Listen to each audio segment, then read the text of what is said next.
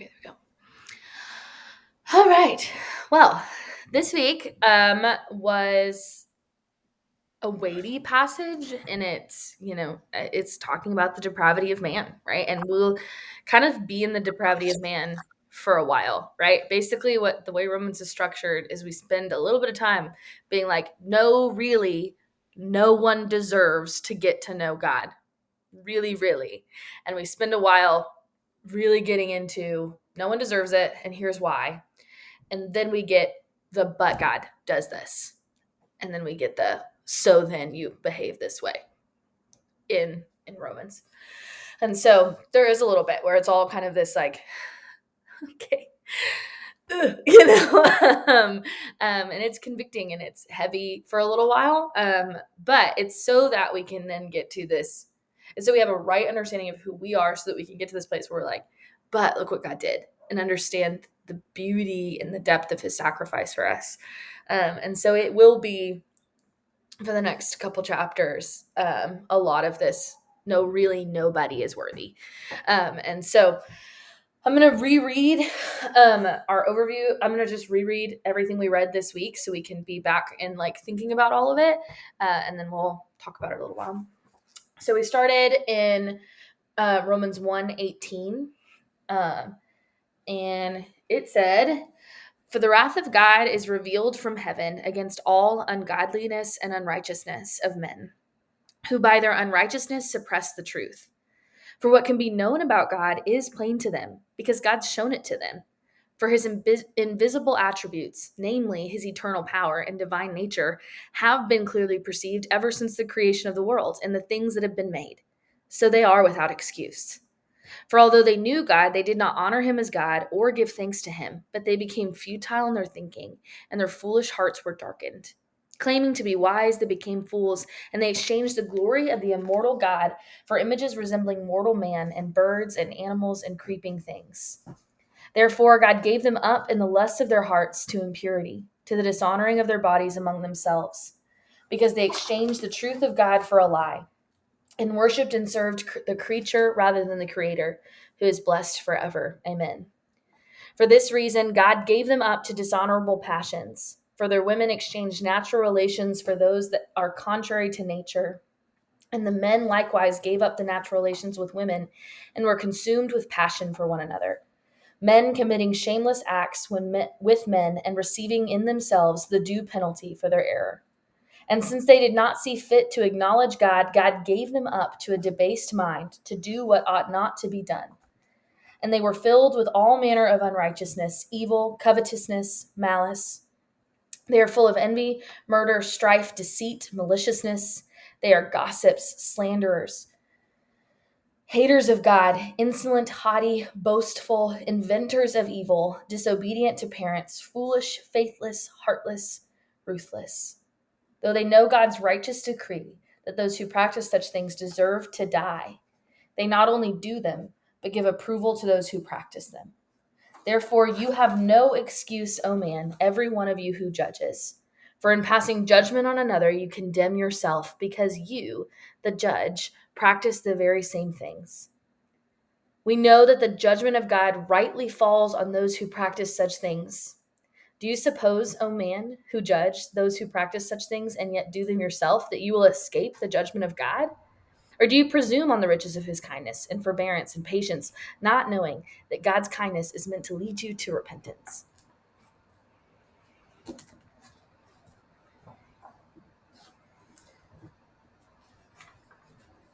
So basically, in summary, we did learn this week that ungodliness requires the wrath of God, and all of us are ungodly. As we read and studied, were there things that you thought about later and were like, man, I still have questions about that? Were there things that like really stood out to you in a new way? Was there something that you learned that you didn't know before? What was kind of what you were processing as you were reading and learning this week?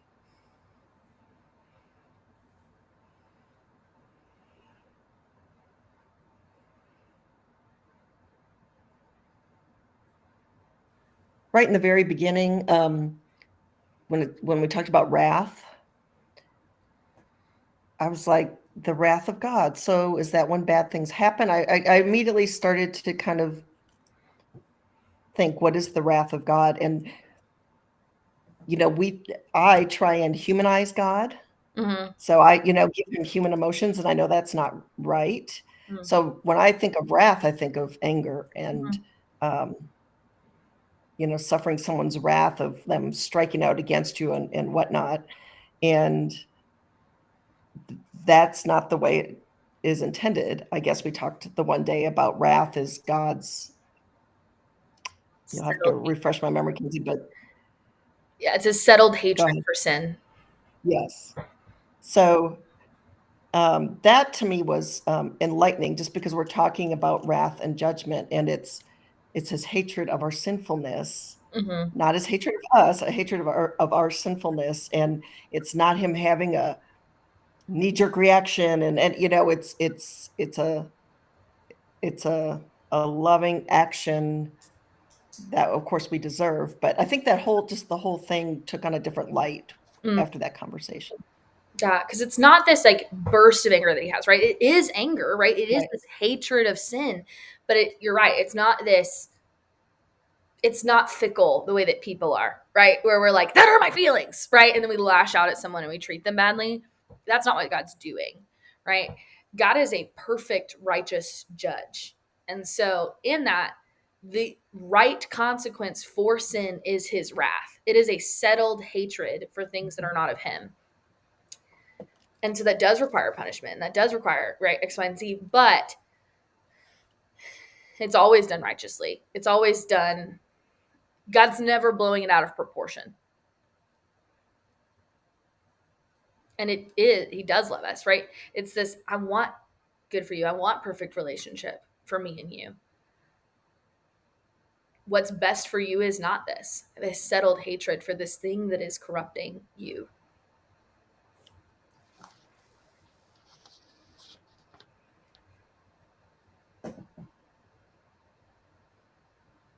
Anything else that really stood out this week, or that was confusing, or that you learned that you didn't know before?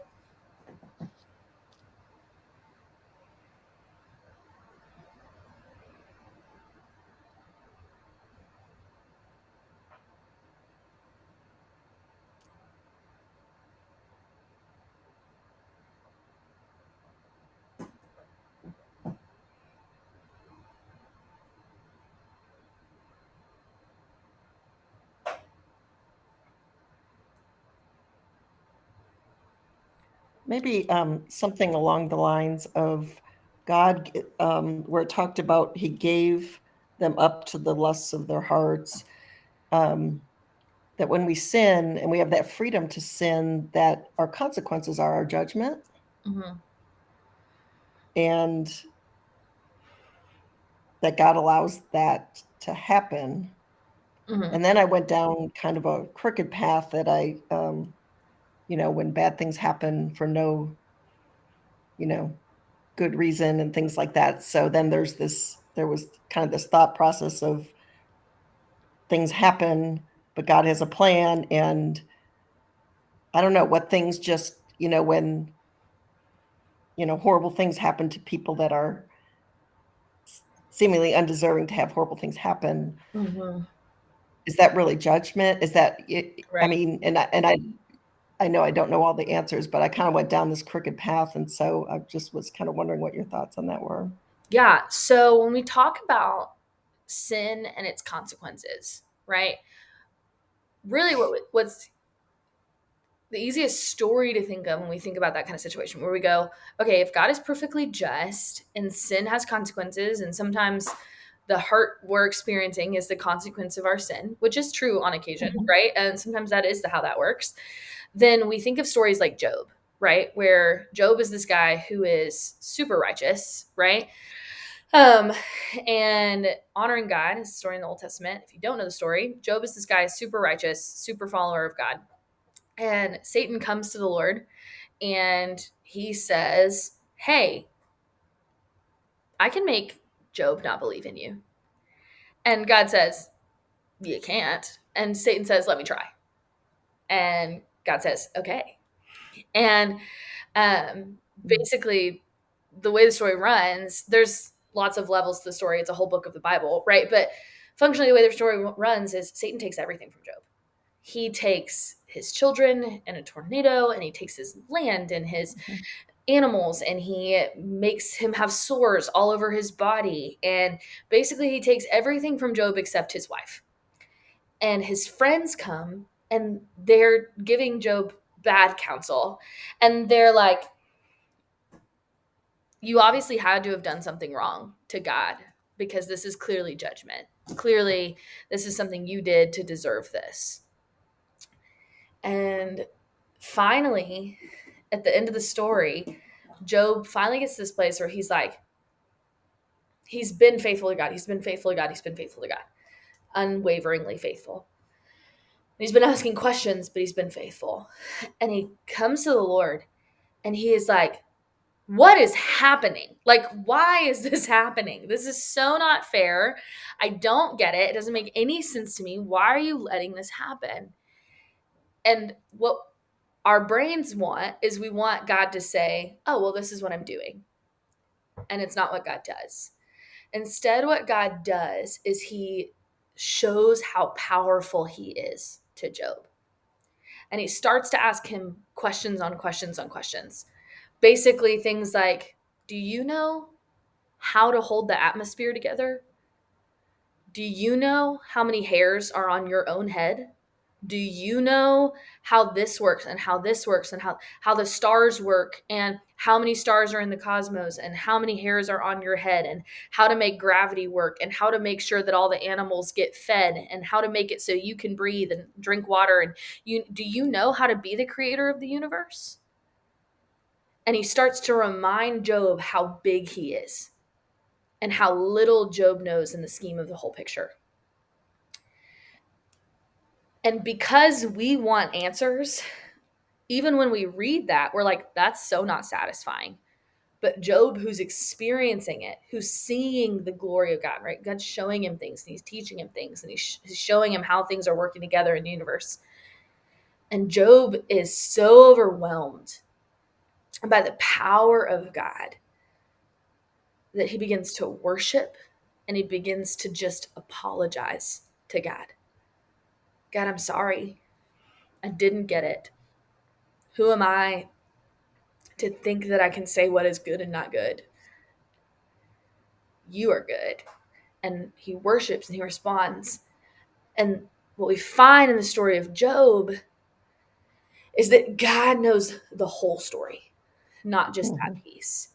And so the curse of sin is real, right? The punishment of sin, the separation from God that comes with sin, is a real thing and it affects the whole earth.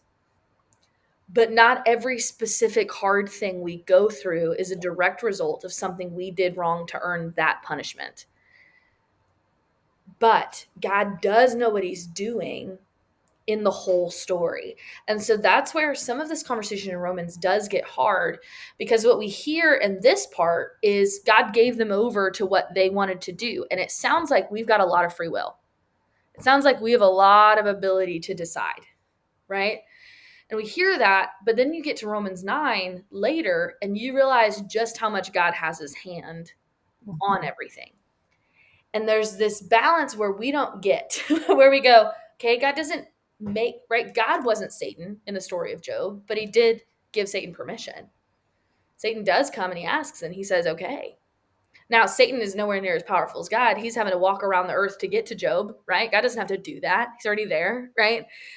That's not God's experience. He's bigger, but he does give permission. And so you've got this God who isn't causing bad things, and yet this God who is allowing them as his will pleases for the sake of the whole story, for the sake of his ultimate glory. And it's this place that's uncomfortable, but it's knowing he does know the whole story, and his whole Mhm. story is ultimately good. And if we were to see how big God is and understand it, we would apologize for thinking we could tell him what was good or bad. that our response would be the same as Job's. That is as unsatisfying as it is when we read it. If we were there, we'd get it. And so it is this messy place, but it is true that the curse of sin affects us regardless of that specific sin, right? Sickness existing, curse of sin, right? Pain in childbirth, curse of sin. Spouses arguing, curse of sin. um, War existing, curse of sin, right? And these aren't things that I didn't do X, Y, or Z, right? I've been wronged and not done anything to a person before, right? I've been sick when I hadn't like done something awful the day before necessarily. I've sinned, right? Consistently and continuously. But the curse of sin affects our world also. The world is growing darker as a curse of sin continues. So it's not a satisfying "this is why" to anything, but there is a promise that God knows the whole story.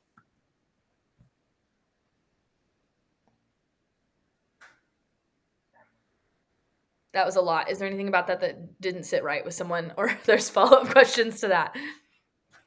I think it's a lot for some people to understand that who were raised by the gospel differently, because in the past a lot of people have liked to use the Bible to control people or say, if you do this, this is what's going to happen to you.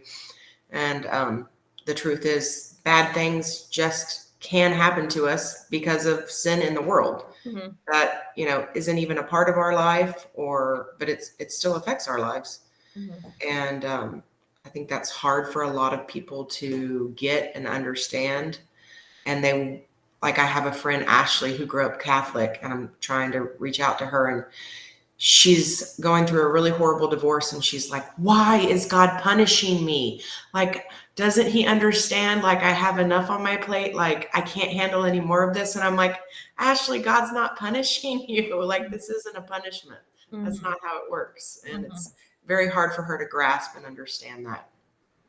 And there are moments that are direct punishment, right? There are things that God's like, you did that, this is my response, right? In the same way that a good parent does that, right? God, that's not an unkindness by God, right? That's an intentional growing point with us and God of like, whoop, nope, redirect, like, don't do that. And so he does that too. But he is working all things together for good and his glory. And we may not understand how all the puzzle pieces fit together. In fact, we definitely don't. But he does. I think sometimes it's easy to, when you're kind of in it, to be like, why am I being punished? But then when it's over and you're on the other side, and then you can see God's whole plan and like how he got you through it and what he had planned differently, or, whatever his purpose was, which you can't see when you're going through, situations like that. And then, like, I just think back to all the situations I've been through, and I'm like, oh man, had I just had more faith, because man, God, you had this all planned out, and I didn't even need to worry about any of it. So, he has a plan for us, and we can't see it, and we do have to just have faith that he's got that plan for us. Mm-hmm. Yep. And it is this. It's hard to balance all of that in our heads, right? Because we've got this, okay, God is working all things together for my good and his glory. He's doing that. That's promised, right? And in the same breath, the way that my heart is naturally bent towards God is deserving of eternal separation from him. Is deserving of death, right? And that seems harsh from God, right? And we're like, whoa. But he is perfection, right? And he is this only thing that has the right to get the glory. And we wanted that glory, right? We wanted to be our own king, right? We wanted to get to choose in our own eyes what was right and wrong. And that was never going to be for our best. And so the right response by God is his wrath. And that's uncomfortable to sit in, but that is what is most right. And yet he loves us deeply. And yet he is kind to us. And yet he gives us Jesus. But because we are people that understand the gospel, that understand who Jesus has been, we tend to try to shortchange our depravity, where we go, yeah, but Jesus saved me. And he did. And it's beautiful. But he saved us from being this list of vices in the second day, right? When he says, they did not see fit to acknowledge God. God gave them up to their debased mind to do what ought not to be done. We were unrighteous and evil and covetous and were full of malice and envy and murder and strife and deceit and maliciousness. We're gossips and slanderers and haters of God. We're insolent and haughty and boastful, inventors of evil, disobedient, foolish, faithless, heartless, ruthless. This list of things that we are is our natural heart and bend without intervention.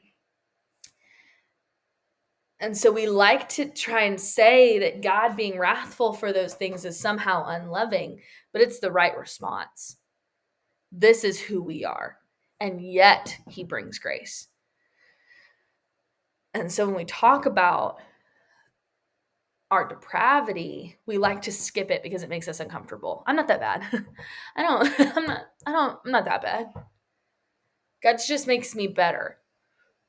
No, God makes you alive. You were dead. You were not doing anything helpful. You're not helpful on his team, right? He doesn't need us. But he loves us and allows us to partner in his glory. He allows us to be his vice regents. He allows us to be his image bearers. And we were corrupt in following that call. But he allows us to be a part of it in his kingdom. And so when we jump back into things like Romans 1, and we have to think about, who am I? Who is my heart? My heart's this. But God.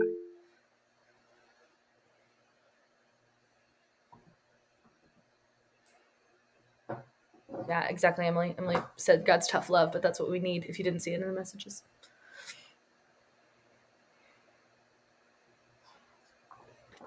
I love that. I feel like we were kind of parking around verses 28 through 32 with that list, because as I went through this week, it struck me, I kept trying to come back to it and marinate on it throughout the day. And I was really just reading it from the outside, like, he is talking to these people of long ago, and this really is not me. Like, my heart would not break on that.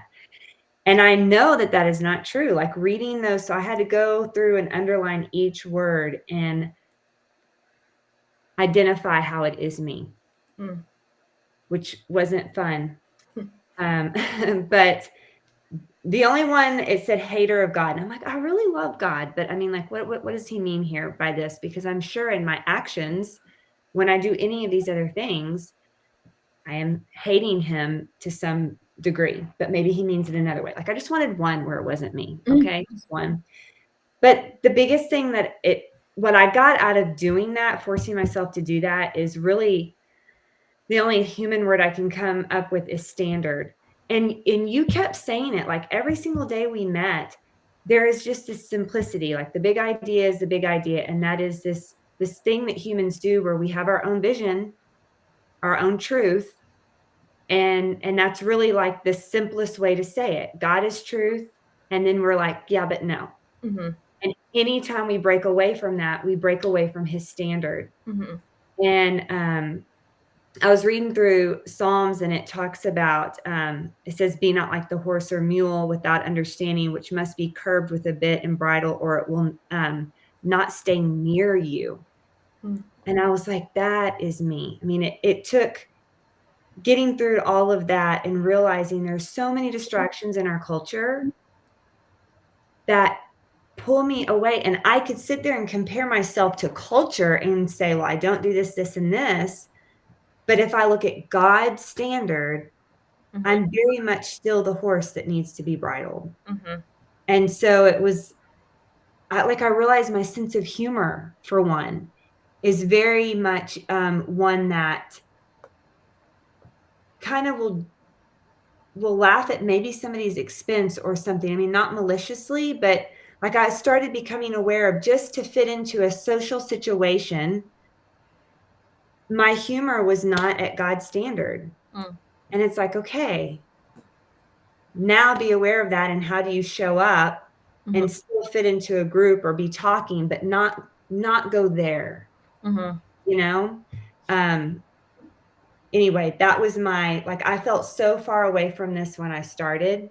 Mm. Like, this is thousands of years ago. This is Paul and these people, and not it. Mhm. And by the end of it, it was like, no, the standard is beyond me. Mhm. And this is me. So took some cracking though. Yeah. I think when we talk about hater of God, I think we've got this when you were talking about that and you're like, well, I don't think I'm that one, right?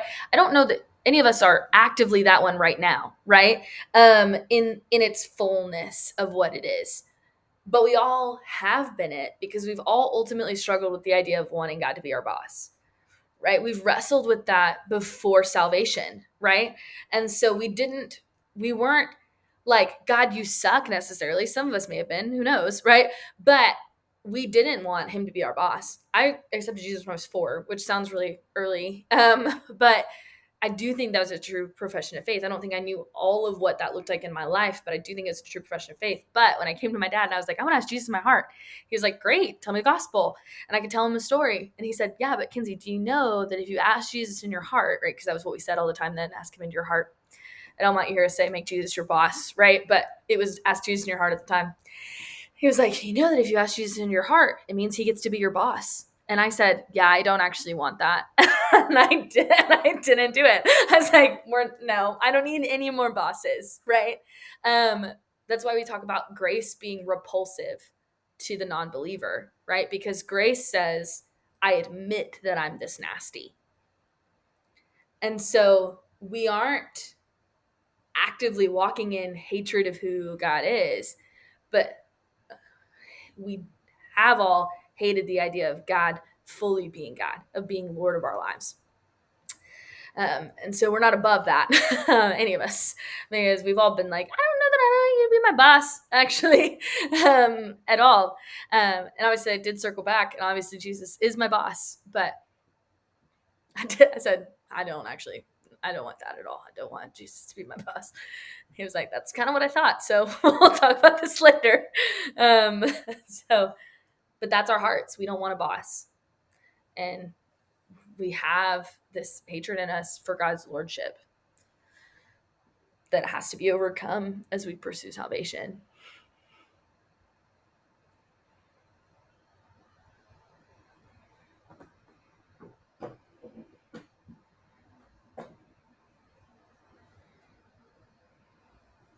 Anything else from this week that just super stood out, as you said, whether it was from what we've kind of parked on tonight or any other part of it?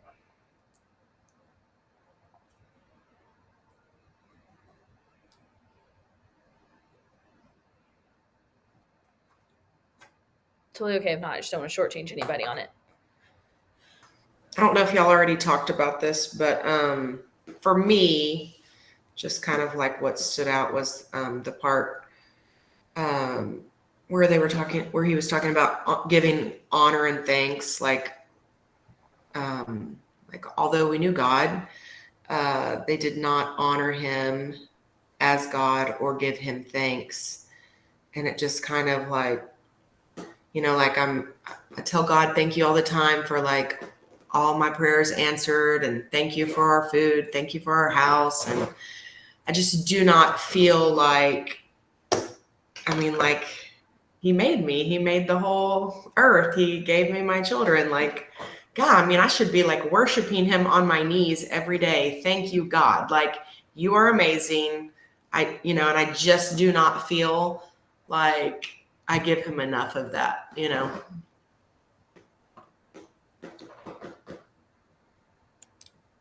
That's something we talk about with the students a lot on Wednesday nights, is like they're so tired by the time they get to Wednesday night and they're just ready to lose their little brains. And they just come in and you're like, listen to me for just a few minutes, please. Right. And so we go to like do worship and we have played a game first. And we have like, I get how we've just riled them up to all of it. And then we're like, now we're going to focus on Creator God and we're going to worship. And they're like, I'm just not, though. I'm going to laugh with so and so. And we've talked about it so much in there. Or we're like, how often do we miss that the creator of the universe is actively in this room? He's here. And you have this opportunity to worship him, to respond to him, to not think about who's the funniest person standing next to you and focus on God being in this place. And we talk about it like every third week because we're all so bad at it. And we watch teenagers and we're like, get it together. But it's all of us, right? Like it's just this really obvious display of our natural bend towards worship where we're like, could do it later though. It's not flashy enough. It's not so and so is really funny right now. I'm gonna have to focus on that. But that's our heart. That's our struggle with worship. And yet we go, how do you not see? In their case, we go, how do you not see this opportunity? But we are just as guilty of missing it. It made me really think as like, your role as a parent, especially like a mom. And, you're constantly doing for your children, the house, the husband, like you just do like all day long. We're doing. And there's like a little bit of thanks. And it's like, oh gosh, that's how I make God feel. I'm like, I'm failing at this. I'm totally failing. He does so much for me and I'm not making him feel good about himself. Like, I'm like, I'm going to try to do this on my own though first. Yeah. Yeah. You've paved the way. Love it. I'll try that second. Yeah. We are very that way.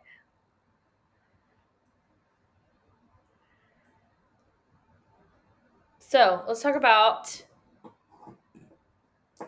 Bunny led into this well, but like how we've talked about kind of like how we understood the meaning of the text in our application, and Bonnie, what you just said does tie into our application, which is great. But let's like really focus to talk about how we're bringing this into our real lives. So we have kind of answered this, but just in case there's anything we haven't said about this, what did our reading this week tell us about God and our relationship with him?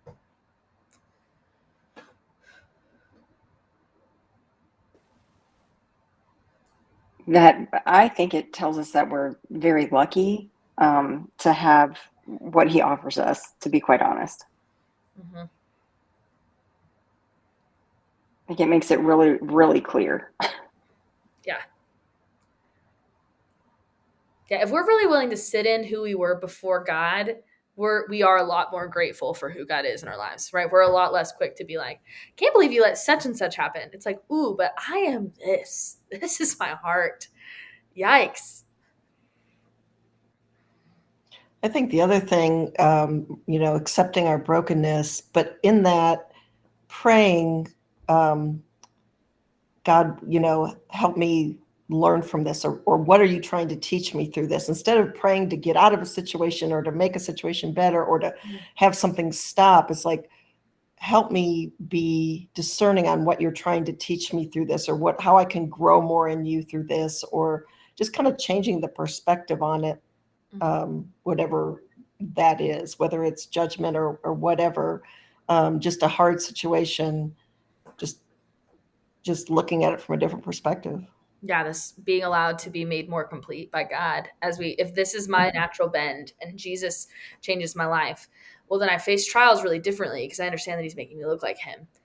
If you've sat in youth long, you've heard me talk about James a lot. But in James, he says, it's James 1, 2-4, and he says, consider it pure joy whenever you face trials of many kinds, for the testing of your faith produces perseverance. And when perseverance has done its work, you will be complete, not lacking anything.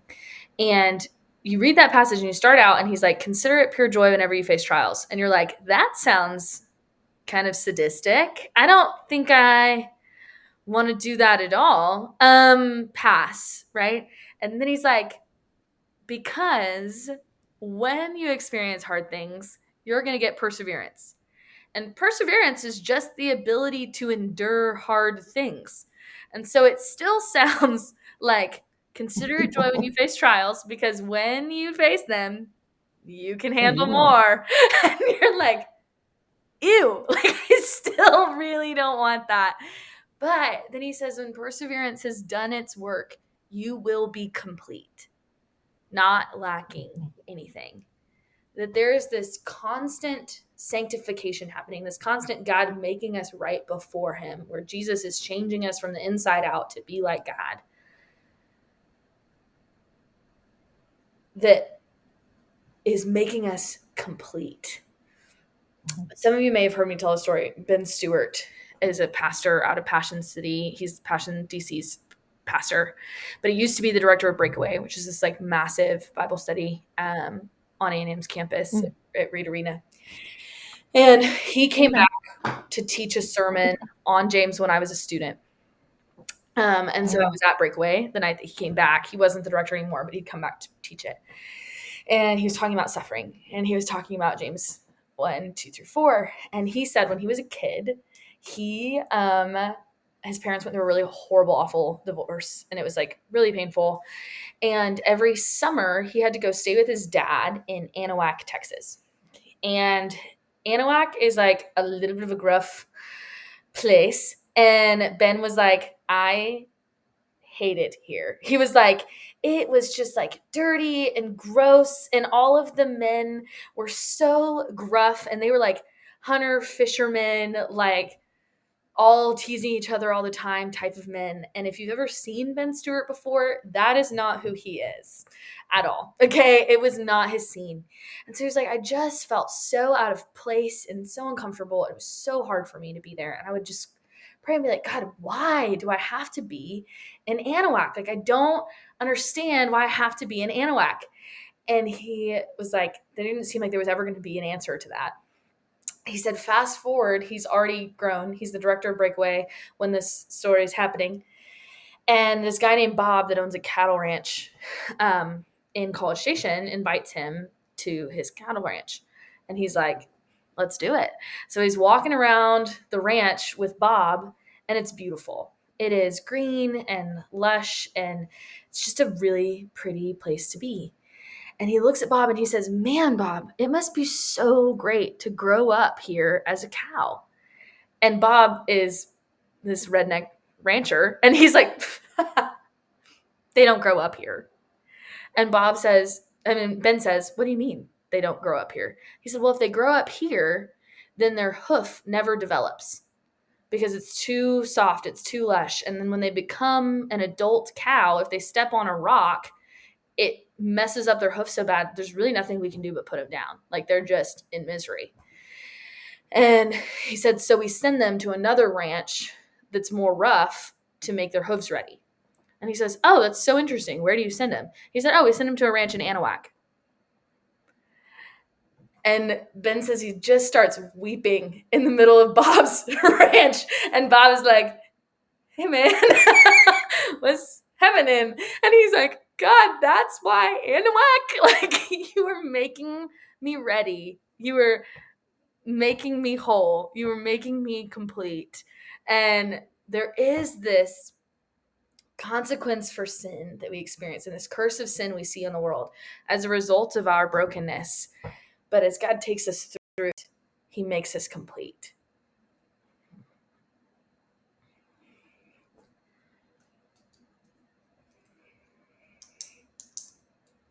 Anything else? Oh, go ahead.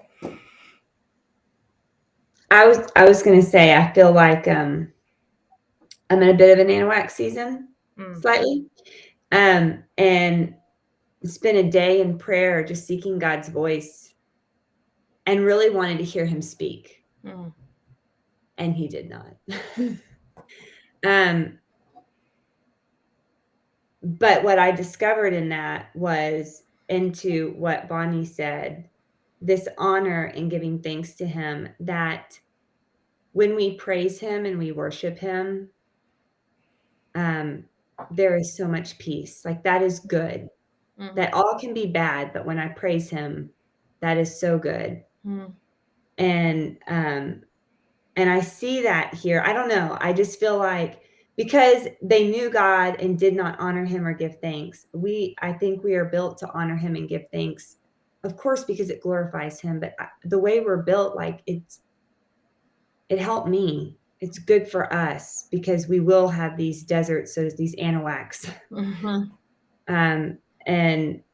And so I'm thankful that I can worship him, that I can approach the throne. I'm so grateful for that. But I also see through these verses that in of itself also is going to help me not become futile in my thinking or foolish, especially when things are hard. Mm. So, yeah. And I think you're right. I think we're built for worship, right? I think God has designed us for enjoyment, but our enjoyment comes through glorifying him. That is the ultimate right thing. That is where the most enjoyment is going to be found. If you've read anything by John Piper, he calls it Christian hedonism, this pursuit of joy, but joy is found as we know God better. And so we are designed for enjoyment. Where we get in trouble is when we pursue the wrong thing for enjoyment. But Well, I think that joy is what people have a hard time understanding. Mhm. It's not being happy. It's not being thrilled. Joy is something from deep inside. Even when things are bad, Yep. you can still have a place of peace. Peace and calmness. Mhm. Yeah, it is delight that comes from knowing God knows what he's doing. Right. It's not always fun. Joy doesn't mean fun. Yes. Yep, for sure. For sure. And that's where people get messed up. I think a lot of times when they say, "Oh, bad things are happening," well, because it's not fun, but it still doesn't mean that there's not joy in your heart because God is there. mm-hmm. Yes. Yeah. The sin around us definitely affects our emotional experience of joy and enjoyment, right? But we were designed to enjoy God. And our hearts have rejected that. And that's where we have consequence for sin. And that's where we have the curse of sin. But God has designed us to enjoy him. And he's not hateful in responding correctly to how we have rejected enjoyment of him. Right. Sometimes it's just natural consequences of your actions. That's true. Honestly, it's just a natural consequence of a choice that you make. Mm-hmm. Not him pinpointing you and saying, look at this. Here, you're in trouble for this. Hey, choices, Yeah, I don't think God's always like this. Oh, We're no, I don't either. I experiencing don't think he's like, consequence for sin. to the corner for you. Yeah. Yeah, I don't think he's like that at all the time. For sure. How should this text affect how the church responds to the world and to each other and you name it? How should it affect the church?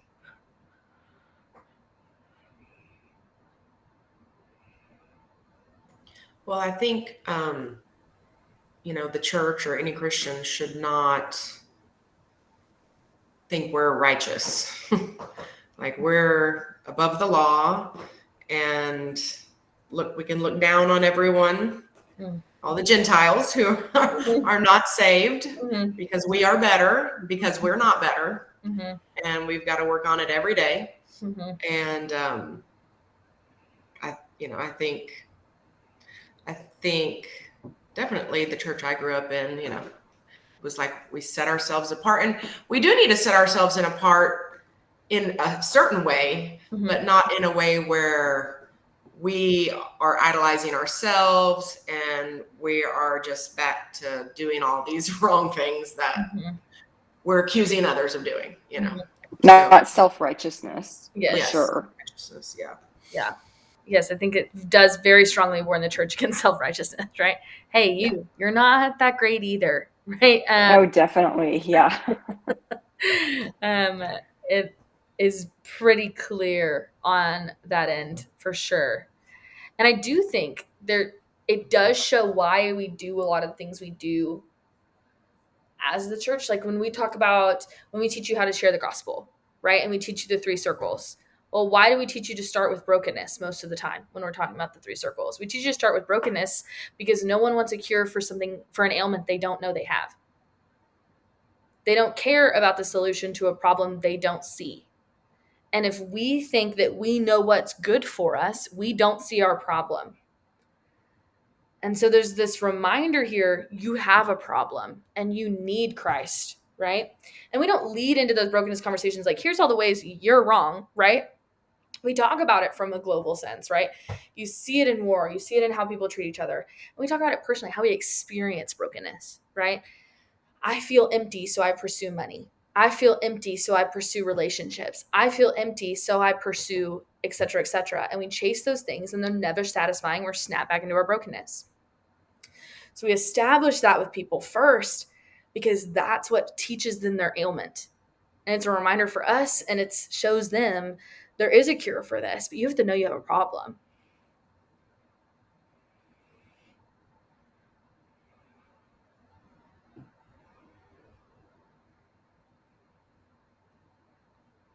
Anything else on how this passage should affect the church or does affect the church?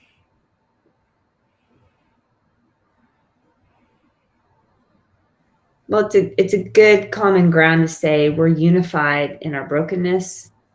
We're unified in our need for grace. So whatever's going on, that could always be a starting point in a conversation. Yeah. And yeah, what a place for Paul to really start, right? With these Jews and these Gentiles that are arguing with one another of like, just a reminder, you're broken, right? And at first you've got these Jews, they're like, hear that, Gentiles? And what? And then he's like, also you. And they're like, oh, also me. Fun. Perfect. How should this passage affect our interaction with our community in the world?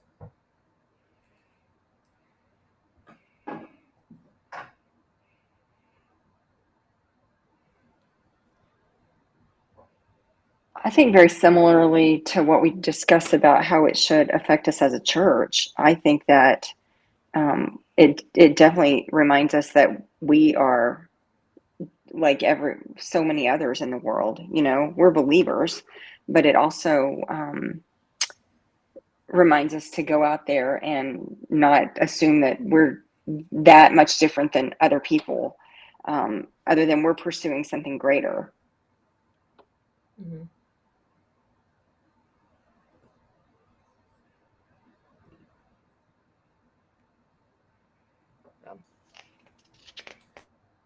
I think, yeah, it does give us more grace for people in that. And I think, yeah, Hillary said that. I think of the goldfish. This, when we talked about, did we talk about it in the mornings this week or was it last week? Did we talk about him throwing a goldfish on the ground? And I don't remember which one it was. But last week. Yeah, this desperation for our position, right? We've all been the goldfish and we've been put back in the water, but not everyone has.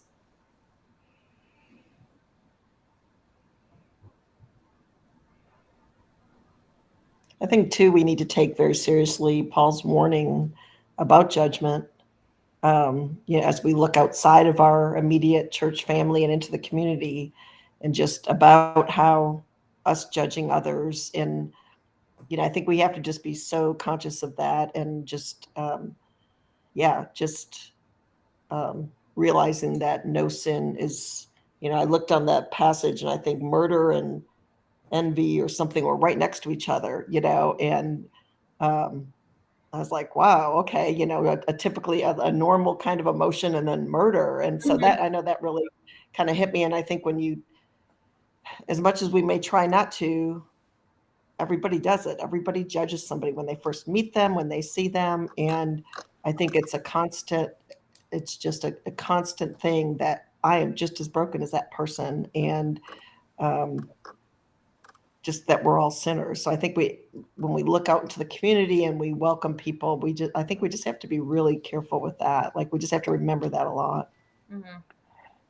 I think it also points out no hierarchy, like what you were saying, Lisa, no hierarchy of sin for sure. Mm-hmm. Mm-hmm. When envy and murder are spoken at in the same sentence, it is what, like, dang.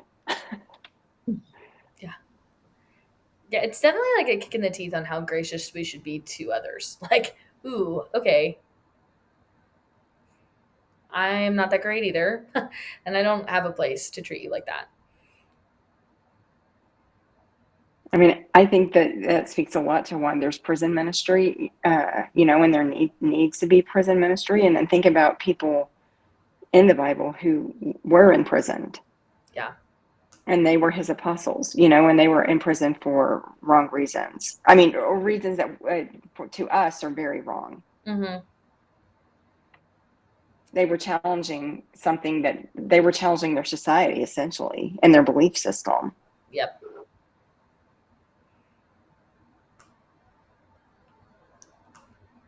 Any old sinful thoughts or beliefs that you needed to repent of this week that you're willing to share? And any new thoughts or beliefs that you need to start stepping in?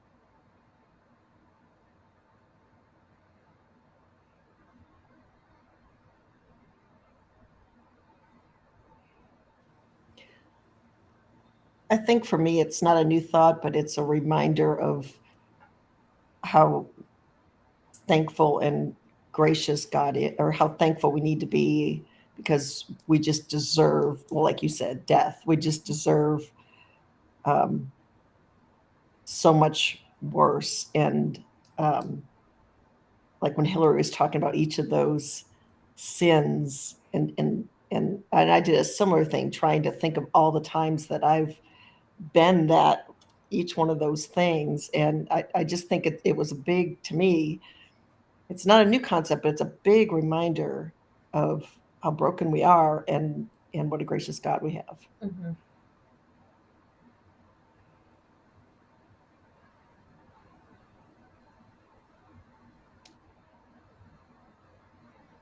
He uses the word strife, and I've heard him use the word like dissension or division. Mm-hmm. And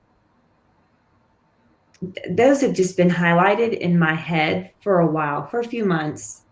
And just how important it is not just to make sure I'm not playing a part of that. And I'm not a person who like looks to divide, but I think that there can be passive ways, or just, I don't know. That's just on my mind more. I'm paying more attention to that, and to the nuances of it, because I think for me personally, it is my opinion and my experience that there's a lot more of that. It feels like just generally in the world, a lot of division um, and so I feel like that is a way to battle against that, is just to become very intentional, to be aware of it, and definitely make sure I'm not playing any passive part in that, even in a joking way. Like you could do it politically, Mm-hmm. just joking, not even like being an active commenter or anything, but just laughing along with things and making sure that I'm not being part of that. And of course, and even more important things like relationally with people and family and that kind of thing. It just really struck me how much Paul talks about that, and how, when I think about my family in particular, how damaging it really is. Mm. And so I want to be different from that. I Mm. want to fight against that. So that's something that's standing out for me in my life. I think that church people treating each other badly and being divisive with each other has been kind of like a staple of my life, right? I grew up a pastor's kid and like had a lot of expectations placed on me and a lot of like unfair things that happened at the hand of Christians in my life, like consistently. And that started at 12 and like didn't stop, right? And so just like I didn't start being a pastor's kid at 12, but I was aware of the expectations on me at 12. And I think just seeing that firsthand, but then you come back to the scriptures and you go, man, the playing field is genuinely even. Like we are all like so in need of the grace of God. And seeing that and seeing God's heart and then thinking through, and yet he loves his bride. And we don't always do it right. And we aren't always kind to one another. And we are divisive. And yet he loves his bride. And so I love his bride. And what does that look like? And how do you do that well? And so I think things like this week remind me like,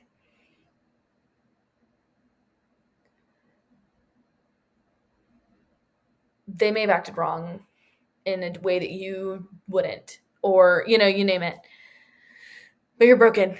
And this, like, it gives this greater desperation to be kind in how I treat people first, but it also like gives grace for where people that you go, you're saved, why are you acting like this, have done it wrong, right? Because like the reminder is we are on the same playing field. And so that really hurt my feelings, and yet I'm broken and I would want grace from you. And it's a really, I don't know, I've just spent, I guess, the last few months just really thinking on like, how are you using that? That's my continued story, and where are you using that to make me complete? And then reading passages like this and being like, to be gracious first in a way that the church is not known for, and also to give grace for people in the church that haven't done it well, because you are on the same playing field. That everything you just said resonates so much, and it brings me back to Paul's tone of just love. Like that's what struck me from the very beginning. He loves them so much. Mm-hmm. And that is a miss for me if my focus is on someone else's divisiveness or causing dissension. When I think about what he has done for me and Mm-hmm. how much he loves me and how grateful I am for that, Mm-hmm. how can I not then turn around and in my joy just be so filled with love for the person in front of me, however they are? Like it's a cause and effect thing. Yeah.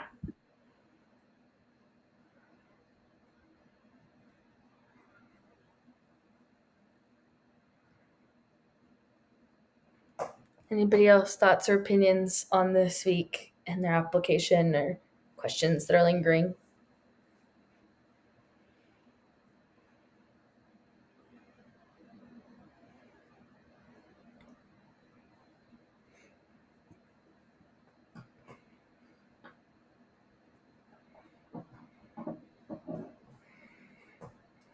I don't have any more thoughts, but I was just going to kind of add to what y'all were talking about. And just, you know, I think so many people come to a church and expect it to be perfect and the people to be perfect and there not to be issues. And I think what people forget is this right here, which is we are all sinners in the church and we're just daily trying to repent, be better, try it again tomorrow.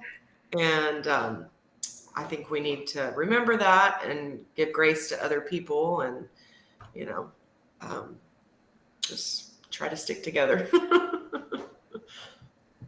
Somebody asked me recently why I forgive so quickly when people ask for it. And I was like, well, I mean, like, what do I gain? But then two, just like, I don't want to live in like how you wronged me, right? Like I don't want to sit in that, and I don't want to live in that, and I want you to give me grace. So I'm going to forgive you quickly, because like, why are we sitting in that? Like, I messed up yesterday, maybe not like that, but like, okay. And I want to keep moving. And I don't want God But for like sitting on the stuff that all of my sins. Like I don't want him marinating on no, that for years and years and years. Forgive me, please, today, and forget about it tomorrow. Yes. and forgiveness frees you. Yeah. Yeah. I have this I think that's the thing. I think I go into relationships at this point in my life expecting that there's going to be moments that people are going to fail me. And not in a way that I'm waiting for it. Not like, it's coming. When is it coming? But in like, of course they are. I will. I'll fail them. Absolutely. It's kind of an equal partnership, right? Mm-hmm. Yeah, and failure. I mean, to some degree. And I think it's been really freeing for relationships for me to be like, It's fine. like you, of course you hurt me. And like, I'm going to learn from that on these things of maybe I don't expect X, Y, or Z from you if that's a consistent basis for you. But like, Right. the shock of it isn't going to be what hurts me. Right. Exactly. Yeah.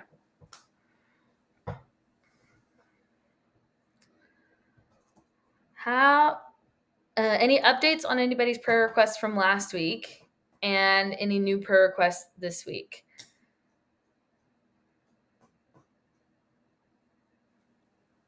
Bonnie, how's your mom doing with thinking through her treatment choice? I think she's made her decision on her treatment choice. And so I think her heart's kind of settled on that. But she told me on Sunday that she was really depressed. And you can't really tell she's depressed because she's generally a happy person. But to hear her say that to me was like really hard to take, because I just want her to be strong so that she has the strength to fight this. And I just tried to remind her, that all the stuff she's taught me and all the things we talk about, like, you have got to have faith and you cannot worry about this. And it's hard. I mean, like, it's so easy to say that in the moment, like when it's not you facing terminal cancer, but she knows, I know she knows all of this stuff, but it's, it's still, it's hard to stay strong and to practice all the things you preach when you are facing difficulties in life. So if y'all will just pray for her, mental well-being, to have the strength to, not let this get her down. I've told her, I'm like the Israelites, they gave up. They were like, okay, we're done. We're going home. I'd rather be a slave than rely on God. And so, I don't know what's going to happen, but I know that she can rely on God to, take care of her and lead her to the right decision. And she doesn't have to be sad, one way or the other. So the beginning of 2 Corinthians says the Lord is the God of compassion and the Lord of all comfort. And that may be paraphrasing, but those compassion and comfort are the two words used. And compassion literally means to suffer with. The word means to suffer with. So he is this God that gets her burden better than anybody else, right? That gets your burden as you carry it with her better than anybody else. He suffers with us. He gets it. And yet he's the Lord, the boss of our comfort. And so my specific prayer this week will just be that he would show out as the Lord of comfort, that just like his hand of peace would be on all over it.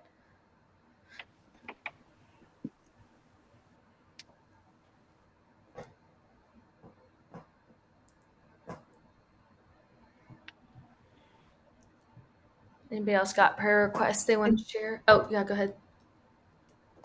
If we could just continue to pray for our students, well, all students, there's just an alarming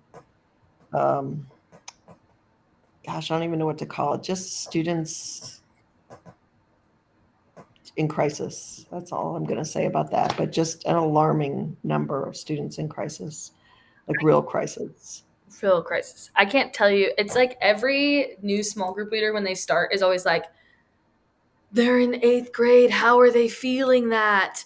Like, how is that much happening in their world? Like, it's every new small group leader is like, I was not prepared to deal with X conversation with these teenagers. You're like, I'm not either. None of us are. We're praying through it, right? But that's the reality is we live in a world where their lives are like they have real what other people would consider adult problems in step. Well, and this is even really beyond that, with some high school students and just suicide attempts and things. Like, it's just unbelievable to me. It's unbelievable to me when I hear some things that go on in our community, and that kids at that age would think that whatever it is they're going through is so bad that they, want to take their own life. The depression rates and things like that, mental health struggles are so real. Are y'all aware there's a prayer walk around each campus this Sunday starting at 6 p.m.? Mm-hmm. Okay. Yep.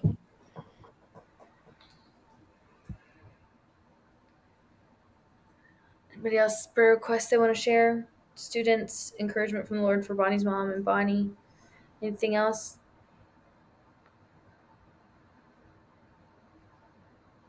I'll check in with Savannah on her mom, Tammy.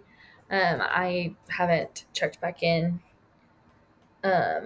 See if they got an update on what kind of surgery she has to get. And then I don't know when Elizabeth's mom's tests come back. I know that she's waiting on them, or was waiting on them, but I don't know when they come back. So check in on that. I know Jordan, that was on the call last week, was back at school this week for her school stuff, but she can't do people's hair yet while she has a concussion. So she's been working the front desk so she can still get her hours. So, but she is back attending. So that's good. She might come up with something super creative. Uh-huh. Somebody might walk away with some great looking hair. Something festive. That's funny. You just never know. Just never do know. And also, Hillary, we can keep your kids in prayer that they would continue to build a deep thirst for the word. I did find my Bible in Hudson's room, so there's there that. You go. Yay! He asks really cool questions. Like, he is a good thinker about the Bible. Like, at Moore, I'm always like, okay. Like, he thinks through as we read, like, what do I think is the main verse of this thing we're reading? And then do I know how to put that verse in my own words? And I like watch him process it, and he does it every week. And I'm like, that's not always how I think about this, but it's really working for you. And that is great. So. Oh, well, I wish he'd share. I wish Major would take some of that. Is Major awake on Sundays in class, or his eyes open? He's awake. He's there. He's chatting with other Hudson. But hey, building relationships is also good. We want that at Moore too. He's there. He's there. He does read along. He follows when we read, and he does all that. So, yes. But of the two, he's going to be less bold to share what he's thinking anyways. So there is that. But he does read along, and he does underline. So, yeah. Okay, good. All right. Anybody want to pray us out?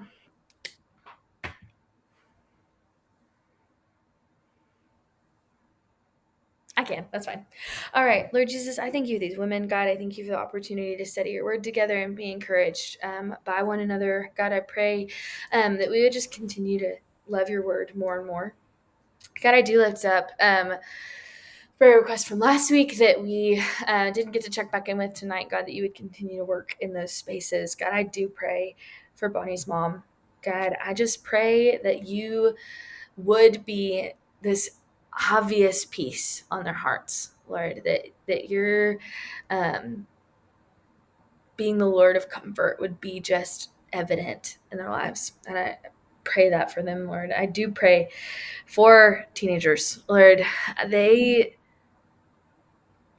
are experiencing hard things, and mental health is plummeting socially, and just, God, there's hopelessness. And Lord, I pray that you would just work in the hopelessness that is all around, and move in those spaces, God. We thank you for who you are, God, that you are good, that you are holding us. And Lord, I do pray that just we would be desperate to love you better. We thank you for who you are. In Jesus' name, amen. Amen. Amen. Have a great evening. Any lingering questions, you're free to stay on for a few minutes. I can stay on for a few minutes, but otherwise, y'all have a great night, and I will see you on Monday on the call. Thanks, Thanks, Kinsey. Kinsey. Thanks. You guys have a good night. Bye.